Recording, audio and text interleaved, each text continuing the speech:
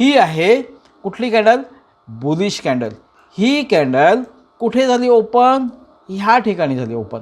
Okay, त्याच्यानंतर इथे open होऊन कॅन्डल एक फेक बेरिश साईडला मुवमेंट देतं.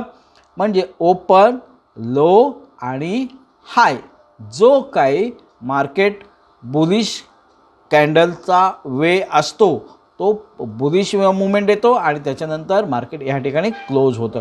म्हणजे काय झालं, ओपन, लो, हाय आणि क्लोज अशा प्रकारे बुलिश कॅन्डलचं फॉर्मेशन होत असतं. आता बघूयात आपण मित्रांनो की बेरिश कॅन्डल कसं फॉर्मेशन होतं. बेरिश कॅन्डल कुठे होतं, ओपन, एक अगेन्स्ट साईडला म्हणजे कुठे बुलिश साईडला फेक मुवमेंट देतं.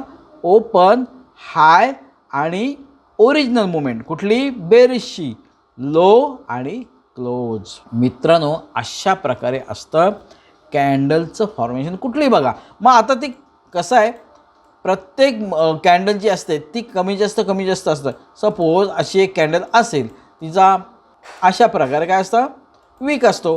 म्हणजे ही जर कॅन्डल रेड असेल तर ती ह्या ठिकाणी ओपन झाली, ह्या ठिकाणी काय केलं, एक फेक मुवमेंट दिली कुठे, बुलिश साईडला, ट्रॅप केलं बायर्सना आणि पुन्हा लोला आली आणि इथे क्लोज झाली.